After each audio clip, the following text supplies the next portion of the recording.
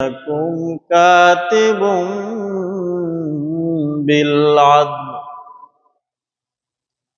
আল্লাহ তাআলা মুমিনদেরকে সম্বোধন করে বলেন, এ আমার প্রিয় বিশ্বাসী বান্দাগণ, তোমরা যখন পরস্পরের মাঝে নির্দিষ্ট সময়ের প্রতি লক্ষ্য রেখে লেনদেন করবে, তোমরা তাহা লিখে রেখো। ফাকতুবুহু, তোমরা সেই লেনদেনকে লিখে রাখিও। ওয়ালয়াকতুব বাইনাকুম কাতিবুম বিল আদল, সে যেন লিখে রাখে বাইনাকুম, তোমাদের মাঝ থেকে, কাতিবুম বিল আদল, সেই লেনদেনের বিষয়টা যেন লিখে রাখে তোমাদের মধ্য থেকে একজন সত্যনিষ্ঠ লেখক। ওয়ালা ইয়াবা কাতিবুন, সুতরাং কাতেবের জন্য এটা সমচীন হবে না, লেখকের জন্য এটা সমচীন হবে না যে সে লিখতে অস্বীকার করবে। আইয়াকতুবা, লিখতে, কামা আল্লামাহুল্লাহু, যেমনটি আল্লাহ তাআলা তাকে শিক্ষা দিয়েছেন। ফালয়াকতুব, সে তাহা লিখে রাখবে।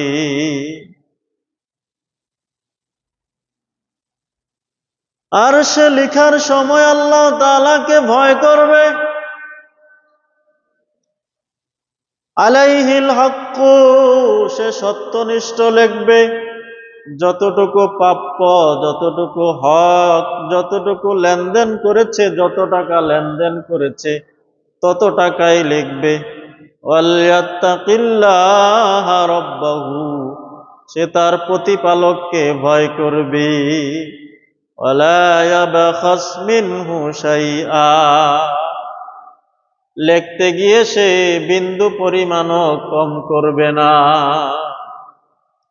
ওয়ালা ইয়াবখাস মিনহু শাইআ, আয় শাইআন কলিলান, বিন্দু পরিমাণও সে কম করবে না। যতটুকু পরিমাণ লেনদেন করেছে ততটুকুই সে লিখবে।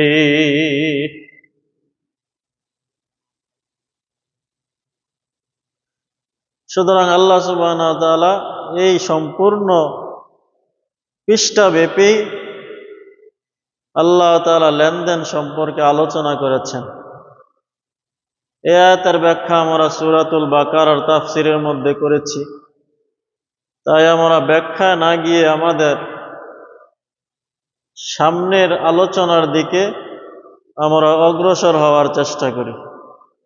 তাহলে দুই জন ব্যক্তি যখন পরস্পরের মধ্যে লেনদেন করবে, পরস্পর লিখে রাখবে।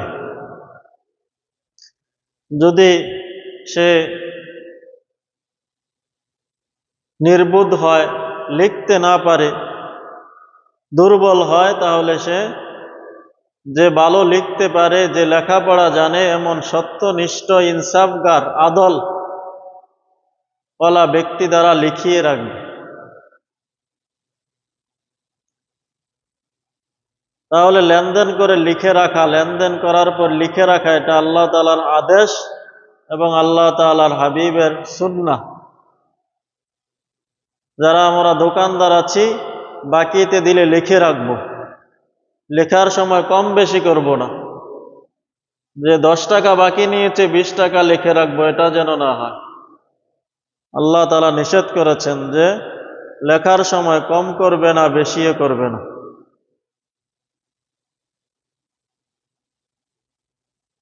সুতরাং সেই ব্যবসা বাণিজ্যের ক্ষেত্রে অনেক সময় এমন মানুষ আছে যে সব সময় সে লস খায়, জিনিসপত্র কেনার সময় কিনতে পারে না, সব সময় লস খায়। এরকম একজন সাহাবী আল্লাহ তাআলার হাবিবের কাছে গিয়ে বললেন, ইয়া রাসূলুল্লাহ, ইয়া হাবিবাল্লাহ, আমি যখনই কোনো কিছু ক্রয় করি, আমি বাড়িতে এনে দেখি যে অনেক লস খেয়েছি, ধরা খেয়েছি। সুতরাং আমি কি করতে পারি? সেই সাহাবীর কথার পরিপ্রেক্ষিতে আল্লাহ তাআলা হাবিব বলেন যে তুমি যখন ক্রয় করবে তখন কয়েকদিনের এখতিয়ার আনবে, স্বাধীনতা আনবে। খেয়ারে রুইয়াত, খেয়ার আনবে, স্বাধীনতা আনবে যে আমি এই জিনিসটা কিনবো, তবে 3 দিন দেখব। 3 দিন দেখার পরে আমি এটা চূড়ান্ত পর্যায়ে পৌঁছবো যে এই জিনিসটা কিনবো কি কিনবো না। তাহলে মুসলমান ভাইয়ের আমার, ক্রয় বিক্রয়ের মধ্যে খেয়ারের একটা বিষয় রয়েছে। অনেক সময় দোকানদারও ধরা খেতে পারে, অনেক সময় ক্রেতাও ধরা খেতে পারে। এই জন্য ইসলামের মধ্যে আল্লাহ তাআলার হাবিব একটা স্বাধীনতা দিলেন, সেটা হচ্ছে ক্রয় বিক্রয়ের মধ্যে এখতিয়ার, স্বাধীনতা থাকা, যে আমি এই জিনিসটা কিনবো কি কিনবো না। কিনবো কি কিনবো না সেজন্য আমাকে তুমি 3 দিন টাইম দাও। আমি 3 দিন বাড়িতে নিয়ে রাখি, ব্যবহার করি। 3 দিন পরে আমার ভালো হলে আমি জিনিসটা কিনবো অথবা তোমাকে ফেরত দেব। তাহলে ক্রয় বিক্রয়ের মধ্যে এই জিনিসটা আছে।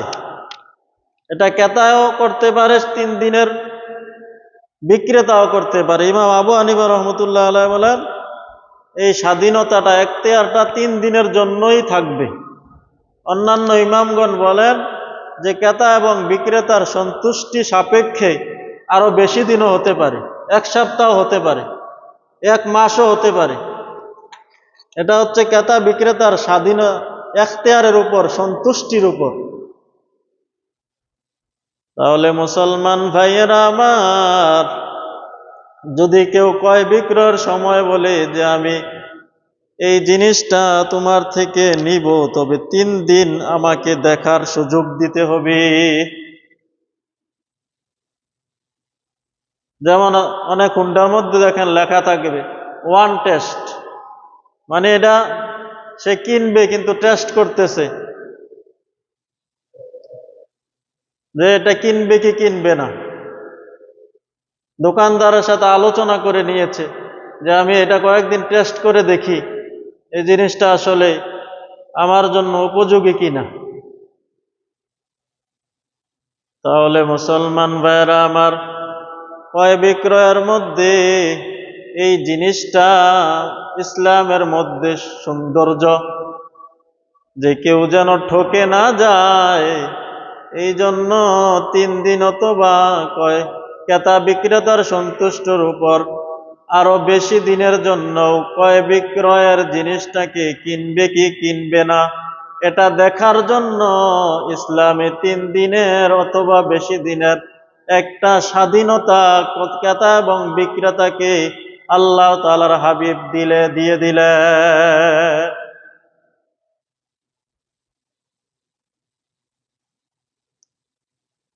তাহলে আমরা অনেক কিছুই ক্রয় বিক্রয় করি। এদার মধ্যে এসেছে যদি কেউ বাড়ি বিক্রি করে, যদি কেউ বাড়ি বিক্রি করে, তাহলে এই বাড়ির মধ্যে যে গাছপালা আছে এই গাছপালাগুলো কার হবে, এটা শরীয়ত নির্ধারিত করে দিয়েছে, নতবা ঝগড়া হবে। মুফজি ইলাল মুনাজাআতি, এটা শরীয়ত নির্দিষ্ট না করে দিলে ঝগড়ার দিকে নিয়ে যেত। আপনি একটা বাড়ি বিক্রি করলেন, বাড়ির মধ্যে অনেক গাছপালা আছে, সুতরাং এই গাছপালাগুলো কার হবে, ক্রেতার হবে না বিক্রেতার হবে? শরীয়ত বলে দিয়েছে, শরীয়ত বলে দিয়েছে যে এগুলো ক্রেতার হবে। যে ব্যক্তি বাড়ি বিক্রি করবে, বাড়ি বিক্রেতার গাছগুলো থাকবে না, এগুলো ক্রেতার হবে। কেননা গাছগুলা কাটার জন্য বিক্রেতা লাগায় নাই।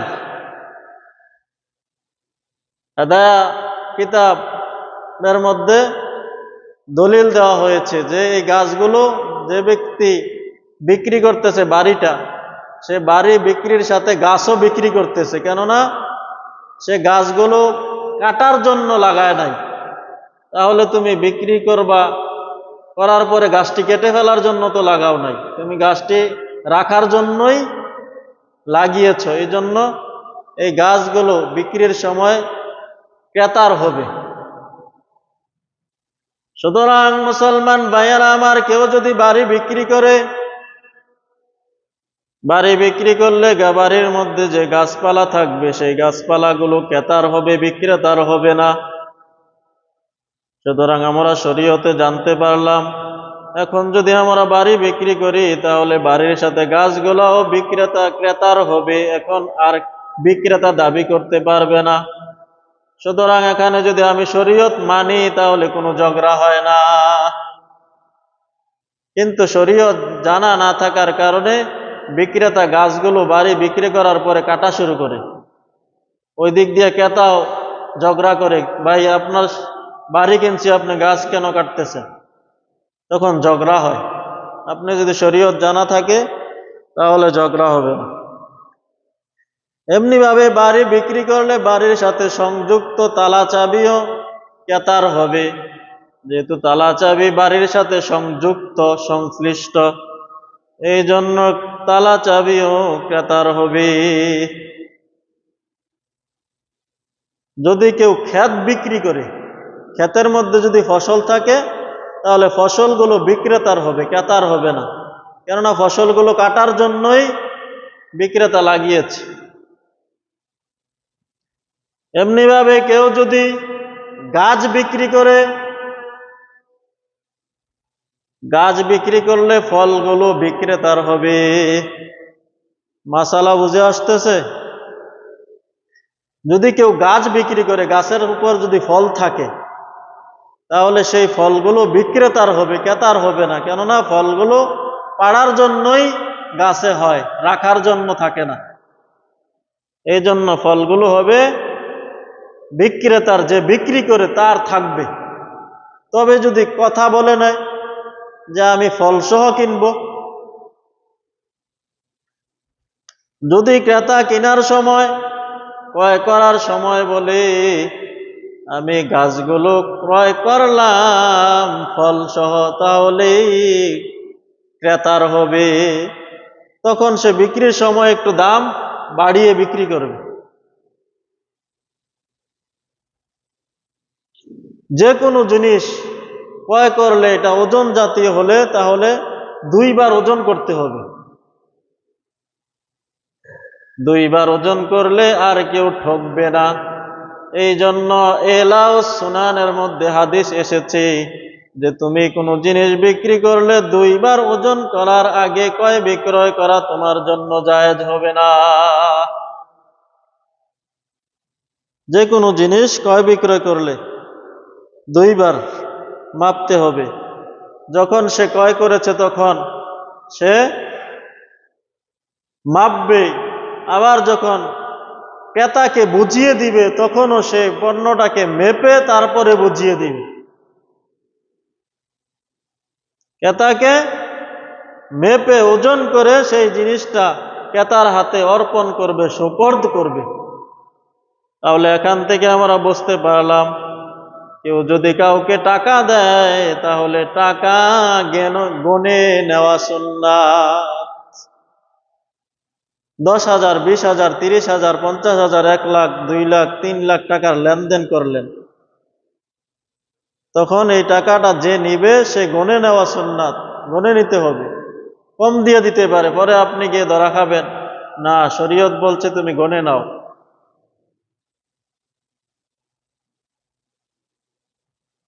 তাহলে মুসলমান ভাইয়েরা আবার, ওজন করা দুজনের পক্ষ থেকে 2 বার ওজন করা। সুতরাং এই মাসালা অনুযায়ী যদি আমাদের জীবনকে চালাই তাহলে এই ক্রয় বিক্রয়টা আমাদের জন্য হয়ে যাবে ইবাদত। ক্রয় বিক্রয় আমাদের জন্য ইবাদত হয়ে যাবে মুসলমান ভাইয়েরা। সুতরাং আপনি যদি 10 মণ চাল ক্রয় করেন তাহলে এই চালগুলো তো মেপে দিতে হবে। এই মেপে দেওয়ার টাকা বিক্রেতা দিবে। এই 10 মণ চাল যদি আপনি কাউকে দিয়ে মেপে দেন, তাহলে মজুরি কাকে দিতে হবে? বিক্রেতাকে দিতে হবে, ক্রেতা দিবে না।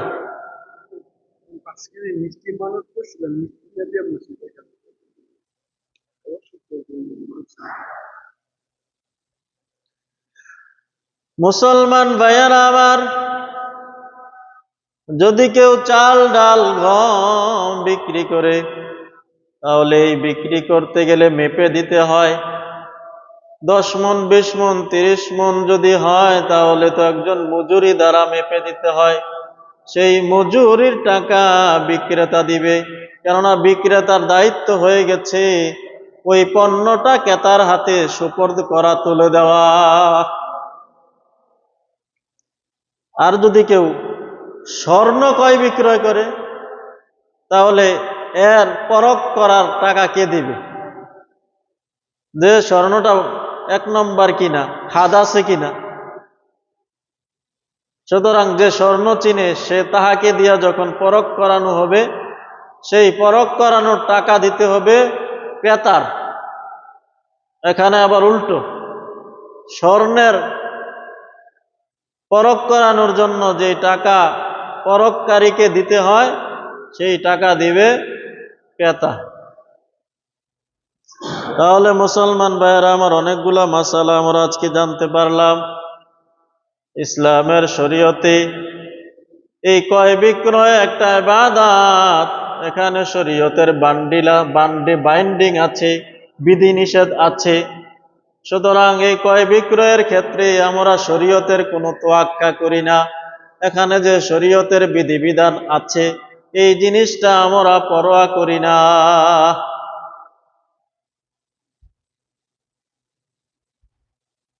এই ক্রয় বিক্রয়ের ক্ষেত্রে আমরা 2টা বিটিসি নিয়মকে আমরা ফলো করি। একটা হচ্ছে ক্যাপিটালিজম, পুঁজিবাদ অর্থনীতির আমরা ফলো করে থাকি। আরেকটা হচ্ছে সোশ্যালিজম, সমাজতান্ত্রিক পুঁজিবাদ। একটা হচ্ছে ক্যাপিটালিজম, পুঁজিবাদী অর্থনীতি, আর দ্বিতীয়টা হচ্ছে সোশ্যালিজম, সমাজতান্ত্রিক অর্থনীতি।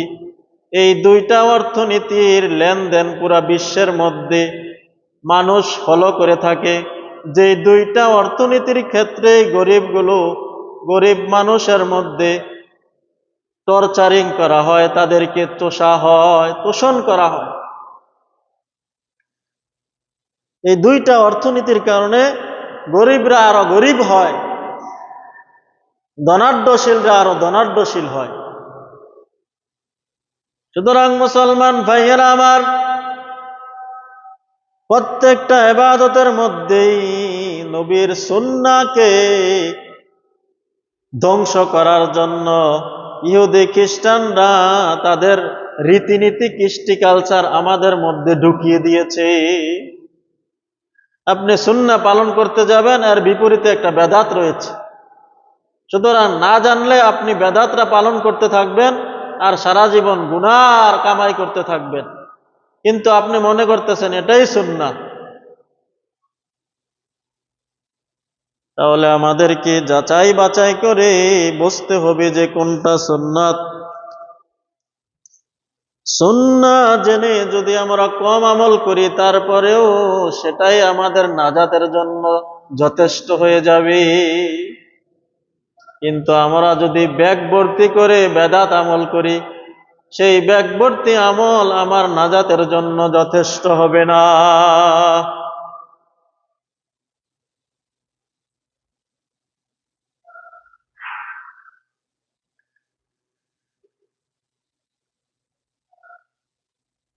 ও আমার মুসলমান ভাই ও বন্ধুগণ, বড় গুরুত্বপূর্ণ এবং তাত্ত্বিক আলোচনা। এই আলোচনাটা খুবই গুরুত্বপূর্ণ, কঠিন বিষয়ের আলোচনা।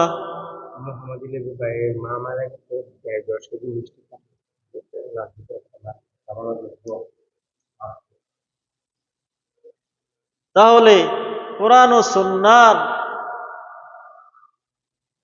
অনুযায়ী আমরা ইবাদত বন্দেগী করি, কিন্তু আমাদের অর্থনীতি চলতেছে পশ্চিমার কৃষ্টি কালচারে, পশ্চিমাদের নিয়ম নীতিতে, পশ্চিমাদের কৃষ্টি কালচারে আমাদের অর্থনীতিগুলো চলতেছে। তাহলে তাদের বানানো একটা হচ্ছে ক্যাপিটালিজম, পুঁজিবাদী অর্থনীতি। 2 নম্বর হচ্ছে সমাজতান্ত্রিক অর্থনীতি, সোশ্যালিজম। তাহলে পুঁজিবাদী অর্থনীতির সিস্টেমটা কি, নিয়মটা কি? যে পুঁজিবাদীর অর্থনীতির সিস্টেম হচ্ছে অগ্রগণ্যতা নির্ধারণ করা, ডিটারমিনেশন অফ প্রায়োরিটিস। আপনি কোনটাকে অগ্রগণ্য দিবেন। 2 নম্বরে হচ্ছে উপকরণ বিভাজন, অ্যালোকেশন অফ রিসোর্স। 3 নম্বরে হচ্ছে আয় বন্টন, ডিস্ট্রিবিউশন অফ ইনকাম, আয় বন্টন। 4 নম্বরে হচ্ছে ডেভেলপমেন্ট, উন্নয়ন। এই 4টা বিষয়কে কেন্দ্র করে পুঁজিবাদীরা তাদের অর্থনীতিকে স্বাবলম্বী করে।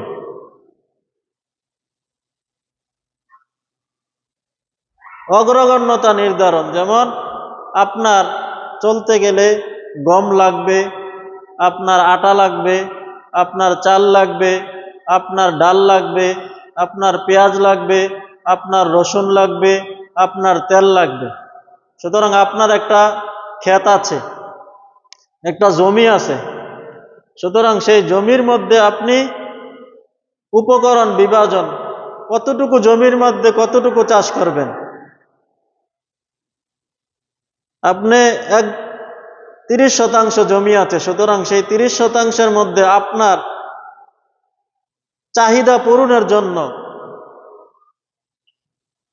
আপনার চাহিদা পূরণ করার জন্য আপনার এই ক্ষেত্রটাকে বন্টন করবেন, বিভাজন করবেন, যে আমার অতটুকু ক্ষেতের মধ্যে আমি গম চাষ করব, এতটুকুর মধ্যে ধনিয়া চাষ করব, এতটুকুর মধ্যে ধান চাষ করব, এতটুকুর মধ্যে তেল চাষ করব, এতটুকুর মধ্যে ডাল চাষ করব, এতটুকুর মধ্যে পেঁয়াজ চাষ করব, এতটুকুর মধ্যে রসুন চাষ করব। এটা হচ্ছে আপনি বন্টন করলেন। সুতরাং এর মধ্যে অগ্রগণ্যতা দিতে হবে, আপনার কোন জিনিসটা বেশি প্রয়োজন। তারপরে আপনি এই টাকাগুলোর আয় বন্টন করলেন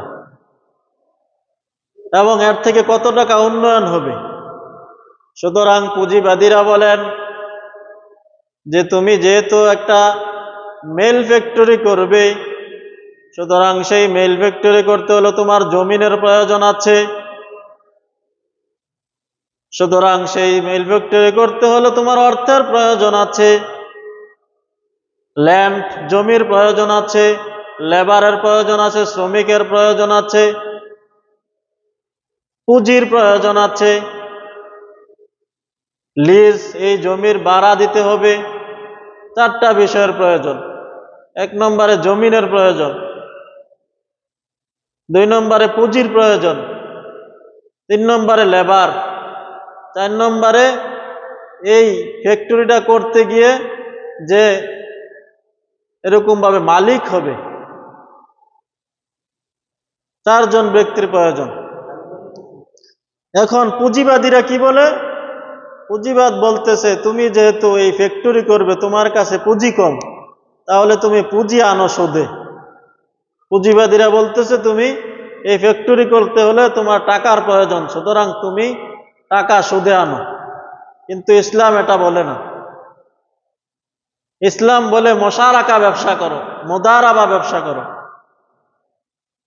যেগুলো আলোচনা আমরা আরো গত জুমার আগের জুমায় করেছিলাম। মুশারাকা এবং মুদারাবা ব্যবসা, কিভাবে ব্যাংক থেকে টাকা আনবো।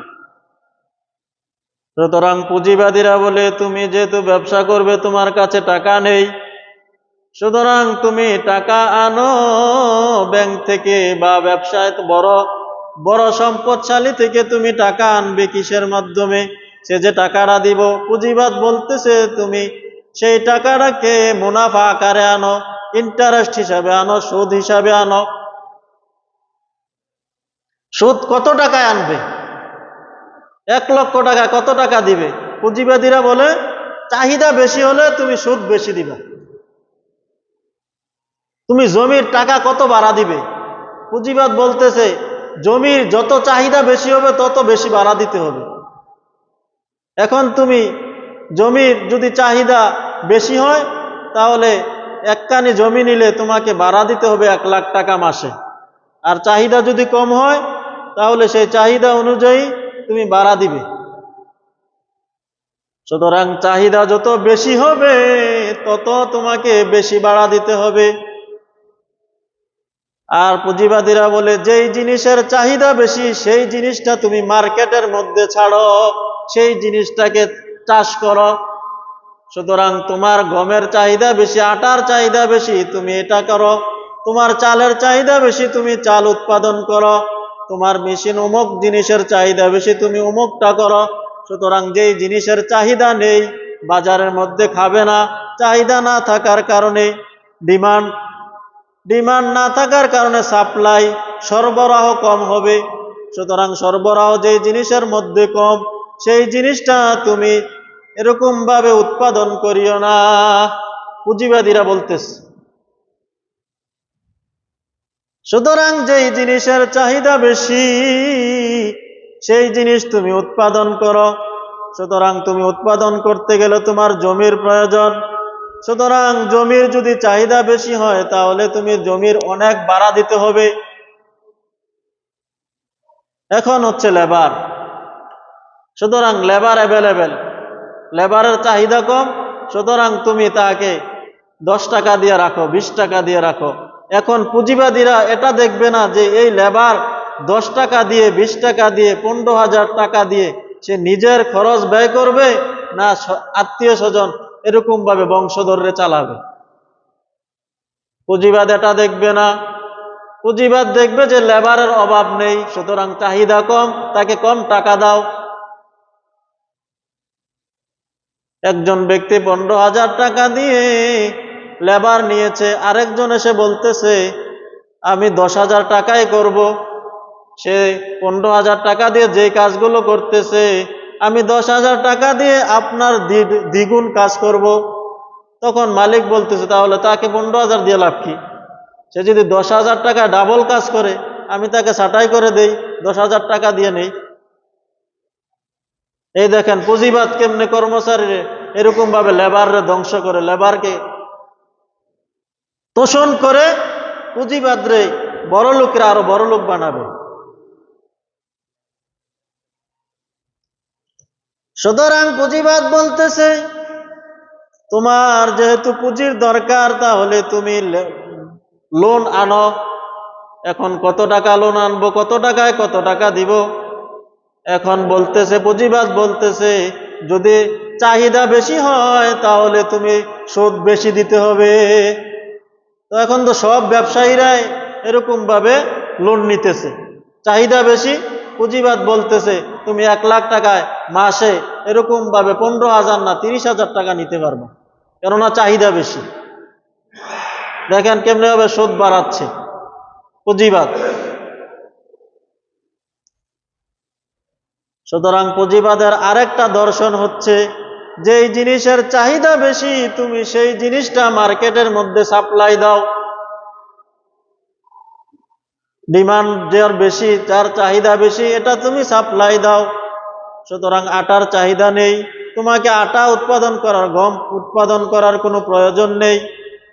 সুতরাং যদি গম উৎপাদন না করা হয় চাহিদা না থাকার কারণে এক সময় গম শেষ হয়ে যাবে, এক সময় এটা শেষ হয়ে যাবে, এক সময় ওটা শেষ হয়ে যাবে।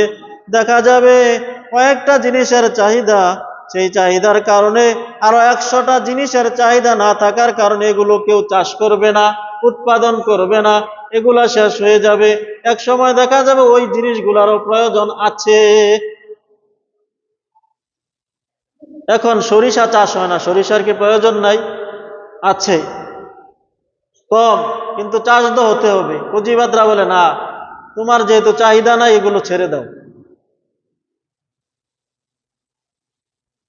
সুতরাং যেই জিনিসের চাহিদা বেশি, পুঁজিবাদ বলতেছে সেই জিনিস তুমি মার্কেটের মধ্যে উৎপাদন করো। এখন পুঁজিবাদ দেখতেছে সুদের চাহিদা বেশি, সুতরাং তুমি সুদে লাগাও। জুয়ার চাহিদা বেশি, সুতরাং তুমি জুয়া ব্যবসাটা বাড়িয়ে দাও। মডেল গালের চাহিদা বেশি, তুমি মডেল গাল উৎপাদন করো। এরকম ভাবে ব্যভিচারের চাহিদা বেশি, তুমি ব্যভিচারের চাহিদা বেশি হওয়ার কারণে এর উৎপাদন, এর শাখা প্রশাখা বৃদ্ধি করতে থাকো। পুঁজিবাদ এটা দেখবেন এটা জায়েজ কি না জায়েজ, আল্লাহ তাআলার হুকুম আছে কি নাই, আল্লাহ তাআলা বৈধ করেছেন কি করেন নাই, আল্লাহ তাআলার হুকুম আছে কি নাই, আল্লাহ তাআলার নবীর সুন্নাহ তরিকা আছে কি নাই, এটা পুঁজিবাদ দেখবে না। পুঁজিবাদ বলবে এটার মধ্যে চাহিদা আছে কিনা। সুতরাং পুঁজিবাদ দেখবে এটার মধ্যে চাহিদা কত বেশি কত কম। সুতরাং যেহেতু এই ব্যভিচার ব্যবসার মধ্যে, অশ্লীলতার মধ্যে চাহিদা বেশি, সুতরাং তুমি এরকম ভাবে ব্যভিচার ব্যবসাকে বাড়িয়ে দাও। কিন্তু এই চাহিদা বেশি হওয়ার কারণে যে মানুষের চরিত্রের অধপতন, মানুষ যে ধ্বংস হয়ে যাবে সেটা দেখবে না। তারা দেখবে যে কোনটার মধ্যে টাকা পয়সা বেশি, ব্যবসা বেশি কোনটার মধ্যে। সুতরাং ব্যবসা, পল্লীর মধ্যে ব্যবসা বেশি, ব্যভিচারের মধ্যে, যৌনাচার ব্যবসার মধ্যে, দর্শন ব্যবসার মধ্যে, ব্যবসায়ী ব্যবসার মধ্যে, এটার মধ্যে টাকা পয়সা বেশি। সুতরাং তুমি যেখানে সেখানে এই ব্যভিচারের হোটেল খুলে বসো, যেহেতু এটার চাহিদা বেশি, ব্যবসা হয় বেশি। মদের টাকা, মদের মধ্যে ব্যবসা বেশি, ইয়াবার মধ্যে ব্যবসা বেশি, যত মদ্যপানীয় আছে, নেশা জাতীয় আছে, এই সবগুলোর মধ্যে ব্যবসা বেশি। সুতরাং তোমরা এগুলোর ব্যবসা বেশি করো, চাহিদা বেশি, সাপ্লাই বেশি দাও, ডিমান্ড বেশি, এই জন্য এগুলো সাপ্লাই করো বেশি। কম টাকায় তুমি বেশি উপার্জন করতে পারবা। এক বোতল মদ বিক্রি করলে তুমি হাজার হাজার টাকা উৎপাদন করতে পারবা, ব্যবসা করতে পারবা। সুতরাং আমরা এই পুঁজিবাদের ব্যবসার মধ্যে দেখলাম তারা হালাল হারামের তোয়াক্কা করে না, হালাল হারামের তোয়াক্কা করে না, গুরুত্ব দেয় না, বরং তারা দেখে কোন জিনিসটার মধ্যে ব্যবসা বেশি, চাহিদা বেশি, সুতরাং সেটাকেই তুমি মার্কেটের মধ্যে সাপ্লাই দাও, সরবরাহ করো। সুতরাং তারা হালাল হারামেরও গুরুত্ব দেয় না এবং মানুষের চরিত্রের যে অধপতন হবে সেটারও গুরুত্ব দেবে না, বরং যেই মডেল গালের মধ্যে ব্যবসা বেশি সেটাকেই তুমি উৎপাদন করো বেশি। সুতরাং তুমি মডেল হলেই তোমার ছবি তুলবে, তোমার ছবিটাকে সেই পণ্যের মধ্যে লাগিয়ে দিবে, তোমার পণ্যটা দেখিয়ে ওই জিনিসটাকে বিক্রি করবে এবং তোমার এই তোমাকে যেই লাখ লাখ টাকা দিতেছে এই ছবিটাকে পণ্যের মধ্যে লাগিয়ে ওই টাকাটাও মানুষদের থেকে নিবে,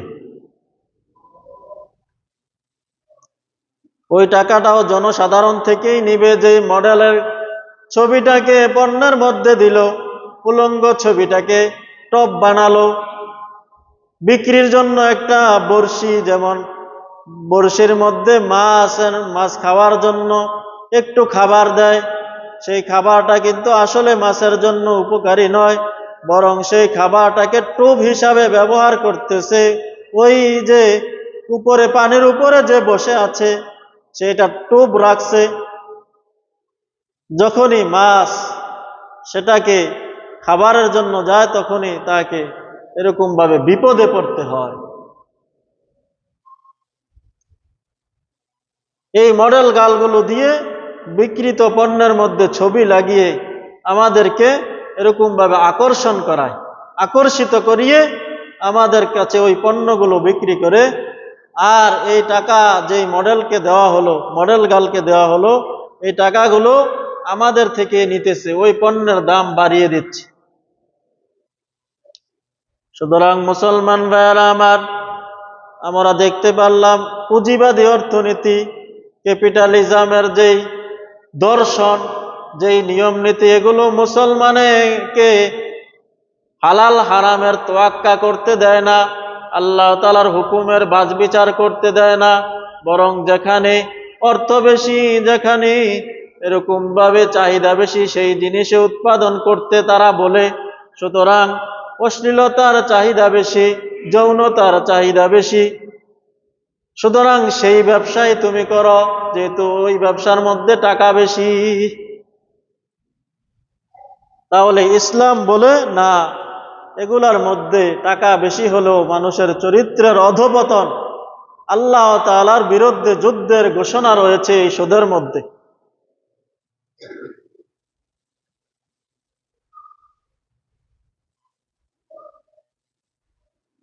তাহলে মুসলমান ভাইয়ারা আমার, আমরা দেখতে পাইলাম পুঁজিবাদ অর্থনীতির মধ্যে মুসলমানের জন্য ক্ষতিকর জিনিস রয়েছে। আরেকটা হচ্ছে সমাজতান্ত্রিক অর্থনীতি, সোশ্যালিজম। সমাজতান্ত্রিক অর্থনীতি পুঁজিবাদকে বলতেছে যে তোমরা পুঁজিবাদ দিয়ে গরিবদেরকে আরো গরিব করতেছ, সুতরাং তোমাদের পুঁজিবাদী অর্থনীতি আমরা মানি না, আমরা মানুষের জন্য সহজ করতেছি, আমরা তাদেরকে সমাজতান্ত্রিক অর্থনীতি দিচ্ছি, উপহার দিচ্ছি। সেই সমাজতান্ত্রিক অর্থনীতি কি? যে আল্লাহর জমিন, এই জমিনগুলো হচ্ছে প্রাকৃতিক, সুতরাং সেই প্রাকৃতিক জমিনগুলাকে সরকার নিয়ে নেবে।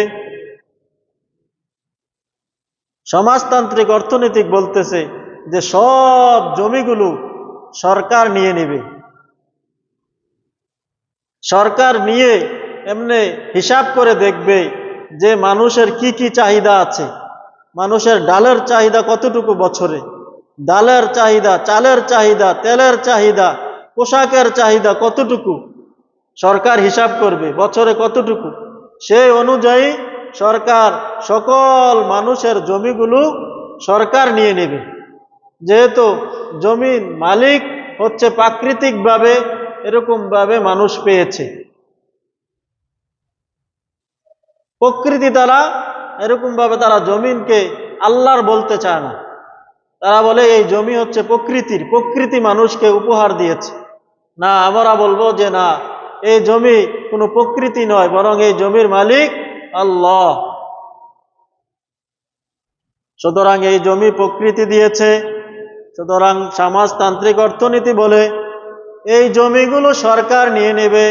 এই জমিগুলো সরকার নিয়ে সারা দেশের মধ্যে কতটুকু চালের দরকার, কতটুকু ডালের দরকার, কতটুকু তেলের দরকার, কতটা পোশাকের দরকার, কতটা লেপের দরকার, কতটা টুপির দরকার, কতটা পাঞ্জাবির দরকার, সেই অনুযায়ী সরকার উৎপাদন করবে।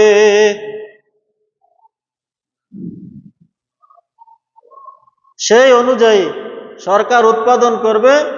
সরকার থেকে এরকম ভাবে সরকার এগুলো মানুষকে এরকম ভাবে, এগুলোর গায়ে সব লেখা থাকবে যে এটার দাম এত, এটার দাম এত, এটার দাম এত, আর জিজ্ঞাসাও করতে হবে না, বরং এসেই এরকম ভাবে সাধারণ জনগণ এটাকে ক্রয় করবে।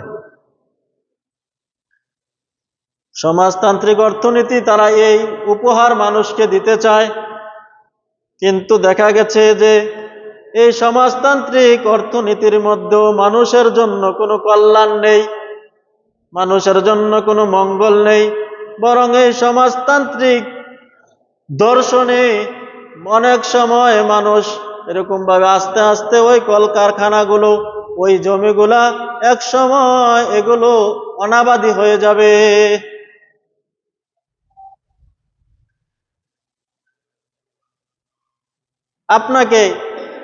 আপনি দিন শেষে এরকম ভাবে বেতন পাবেন সরকার থেকে, আপনি দিন শেষে আপনি সরকার থেকে বেতন পাবেন। এই জন্য আপনার কাছে যখন ক্রেতা আসবে, আপনার বিক্রি করার এত গুরুত্ব নাই।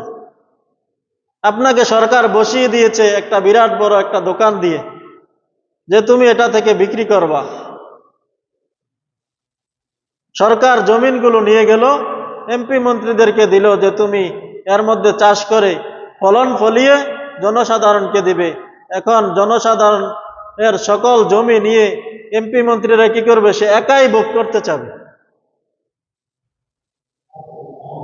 সুতরাং সরকারি শ্রমিকরা যখন দোকানের মধ্যে বসে রইল পণ্য নিয়ে, এখন ক্রেতা আসবে, সে জিজ্ঞাসা করবে না ভাই কি জিনিস নিবেন, আপনি কোন জিনিস নিতে যাচ্ছেন, সে জিজ্ঞাসাও করবে, কারণ তার দরকার নেই, সে মাস শেষে বেতন পাবে। এই জন্য সে আগ্রহ থাকবে না বিক্রি করার জন্য। আপনি সরকারি এরকম ভাবে কোনো দোকানে গিয়ে দেখবেন যে 5-6 জন বসে আছে, আপনি একটা জিনিস ক্রয় করবেন, চিনেন না, জিজ্ঞাসা করতেছেন ভাই ওই জিনিসটা তাকের কোন জায়গায় আছে, কয় তুমি চেয়ে নাও, তার গুরুত্ব নেই, সে মাস শেষে বেতন পাবে, বিক্রি হইলে হোক না হইলে নাই। আল্লামা তাকি উসমানী দামাত বরকাতুহুম বলেন যে আমি ইউরোপে একটা লাইব্রেরির মধ্যে ঢুকলাম, দেখলাম একটা তাফসির, আমার তো এরকম ভাবে ইউরোপের এরকম ভাবে নেই, রুপি নেই, আমার কাছে আছে অন্য দেশের। সুতরাং আমি ওই সেলসম্যানকে বললাম ভাই আমি তো এই তাফসিরটা নিতে চাচ্ছি, কিন্তু আমার কাছে ইউরোপের রুপি নেই, আমি এটা ব্যঙ্গে আনি, বাঙ্গাইয়া আনি, তুমি একটু আমার জন্য অপেক্ষা করিও। কয় তুমি 5টার আগে যদি আসতে পারো তাহলে কিনতে পারবা, 5টার পরে আসলে কিনতে পারবা না। আল্লামা তাকি উসমানী বলেন আমি তাকে অনেক অনুরোধ করলাম যে আমি টাকাটা ভাঙ্গিয়ে আনি, আনার পরে তুমি আমার জন্য একটু অপেক্ষা করিও। তাকি উসমানী বলেন আমি 5টা 1 মিনিটে আসলাম, এসে দেখি দোকান বন্ধ করে সে চলে গেছে। সুতরাং তার বিক্রি করার কোনো আগ্রহ নাই। তাহার কাজ হচ্ছে সে মাস শেষে বেতন পাবে, এখন বিক্রি হোক বা না হোক। কিন্তু যদি এটা প্রাইভেট হতো, ব্যক্তিগত হতো, আপনি ব্যক্তিগত একটা দোকানে গিয়ে দেখবেন যে আপনি দোকানে গেছেন, আপনার কি সমাদর, আপনার কাছে জিনিসটা বেচার বিক্রি করার জন্য আপনার কাছে কতগুলো কথা সে বলবে। আপনি যখন দোকানে ঢুকবেন তখন সে পিছনে পিছনে হাসতে থাকবে, ভাই আপনার কি লাগবে, কোন জিনিসটা লাগবে, অমুক তাকের মধ্যে অমুক জিনিসটা আছে, এটা কি আপনার লাগবে। সে বিক্রি করার জন্য কত আগ্রহ দেখাবে, আপনার পিছনে পিছনে ছুটতে থাকবে। কিন্তু যখন সরকারিভাবে হবে তখন সে আপনার পিছনে ঘুরবে না, আপনি 10 বার বললেও এরকম ভাবে আপনাকে জিজ্ঞাসা করবে না। আমি গত রবিবার, আগের রবিবার ইসলামিক ফাউন্ডেশনে গেলাম কিতাব কিনতে। সুতরাং আমি তাকে জিজ্ঞাসা করতেছি ভাই অমুক কিতাবটা কোথায় আছে, আপনি দেখে নেন। কয়েকবার করে জিজ্ঞাসা করলাম, সে গুরুত্ব দেয় না, সে বসে বসে পত্রিকা পড়তেছে, চা খাইতেছে। কিন্তু আমি যে একজন ক্রেতা গেছি, এই গুরুত্ব হ্যান নাই, কারণ গুরুত্ব তার দরকার নেই, সে মাস শেষে বেতন পাবে, বিক্রি হোক বা না হোক, সরকারের লস হবে। সুতরাং এই সমাজতান্ত্রিক নিয়মে মানুষের কোনো ফায়দা নেই। এই সমাজতান্ত্রিক অর্থ ব্যবস্থায়, অর্থনীতিতে এক পর্যায়ে আল্লামা তাকি উসমানী বলেন এই সমাজতান্ত্রিক পদ্ধতিতে এক সময়ে দেশ এরকম ভাবে গড্ডালিকায় ভেসে যাবে, মানুষ না খেয়ে মরবে বেশিতে বেশি। উদাহরণ দিয়ে আল্লামা তাকি উসমানী বলেন 74 বছর পরে এই সমাজতান্ত্রিক ব্যবস্থায় মানুষের কিছুই দিতে পারবে না। কিন্তু ইসলামের যে অর্থনীতি, আল্লাহ তাআলার হাবিবের সুন্নাহ অনুযায়ী যে ব্যবসা, সেই ব্যবসা মানুষকে, একজন স্বাবলম্বীকেও তাহার অধিকার দিবে, একজন গরিবকেও তার অধিকার দিবে, একজন সচ্ছলকেও তার অধিকার দিবে, একজন গরিবকেও তার অধিকার দিবে, একজন দিনমজুরকেও তার অধিকার দিবে। ইসলাম প্রত্যেকের অধিকার দেওয়ার জন্য এক পায়ে খাড়া। ইসলাম বলে, আল্লাহ তাআলার হাবিব বলেন, তুমি যদি শ্রমিকের হয়ে থাকো তাহলে আল্লাহ তাআলার হাবিব শ্রমিকের ক্ষেত্রে বলেন, যখন শ্রমিকের ঘাম শুকিয়ে ঘাম ঝরবে, সেই ঘাম ঝরার আগেই মালিককে বলতেছে তুমি তার প্রাপ্যটুকু দিয়ে দাও। আমরা শ্রমিক আমরা মালিক, আমরা মালিক আমরা শ্রমিক, রেশারেশি সব আজ ভুলবো, মমতার বন্ধনে হয়ে একাকার দেশটাকে উঁচুতেই তুলবো। আমরা শ্রমিক আমরা মালিক, রেশারেশি সব আজ ভুলবো, মমতার বন্ধনে হয়ে একাকার দেশটাকে উঁচুতেই তুলবো। তাহলে মুসলমান ভাইরা আমার, আল্লাহ তাআলার হাবিব হাদিসের মধ্যে বলেন, ও শ্রমিক, তুমি তোমার হকটুকু সম্পূর্ণভাবে তোমার থেকে 8 ঘন্টা মালিক পাবে। তুমি সেই 8 ঘন্টায় সুন্দরভাবে কাজ করো। সে 8 ঘন্টার মধ্যে তুমি প্রস্রাবও করতে পারবে, পায়খানাও করতে পারবে, খেতেও পারবে। এই অধিকারটুকু তোমাকে দেওয়া হয়েছে।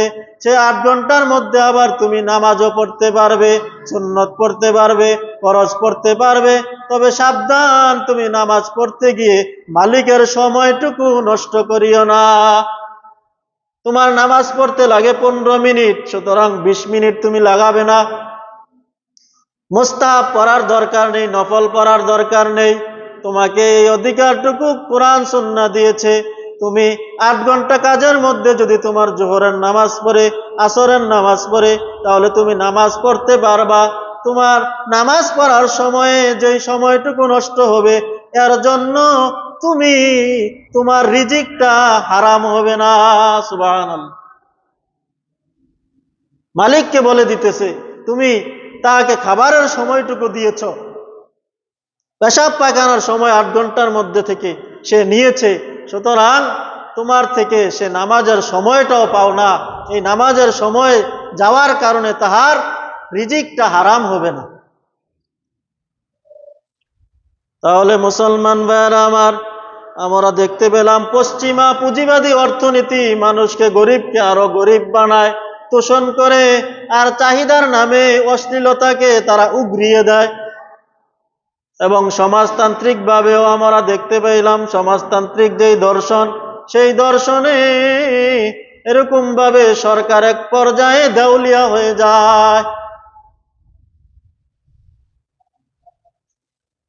কোরআনের অর্থনীতি, সুন্নাহর অর্থনীতি, আল্লাহ তাআলার হাবিবের নিয়ম নীতি অনুযায়ী যেই ব্যবসা, যেই অর্থনীতি, সেই অর্থনীতির মধ্যে আল্লাহ তাআলার হাবিব বলেন, কুল্লুকুম রাইন ওয়া কুল্লুকুম মাসউলু আন রাইয়াতিহি।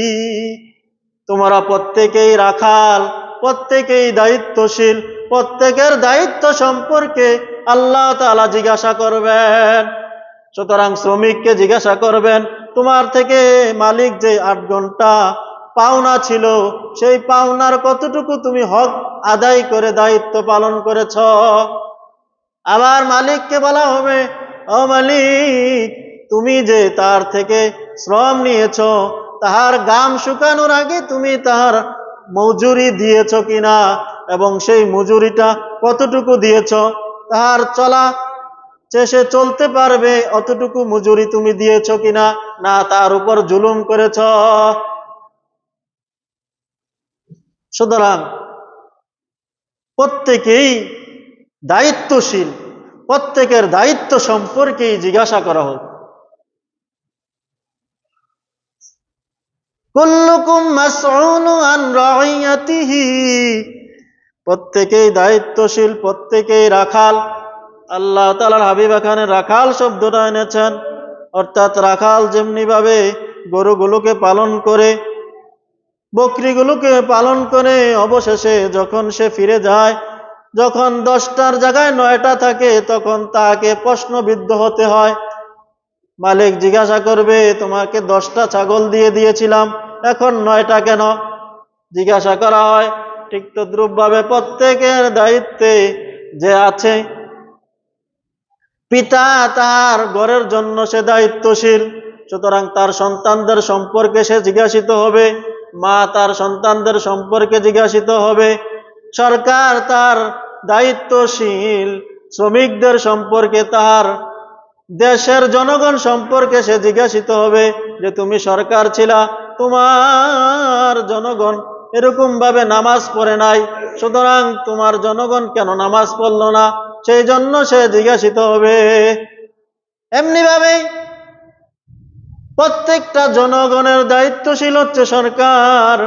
সুতরাং সেই দিন আসরের ময়দানে জিজ্ঞাসা করা হবে, তোমার দায়িত্বে 1 কোটি জনগণ ছিল, সেই জনগণের কাপড়ের ব্যবস্থা করেছো কিনা, সেই জনগণের নিরাপত্তার ব্যবস্থা করেছো কিনা, সেই জনগণের চিকিৎসার ব্যবস্থা করেছো কিনা, সেই জনগণের খাবারের ব্যবস্থা করেছো কিনা, সুতরাং সেই জনগণের শিক্ষার ব্যবস্থা করেছো কিনা, সুশিক্ষার ব্যবস্থা করেছো কিনা, প্রত্যেকটা সম্পর্কেই জিজ্ঞাসা করা হবে।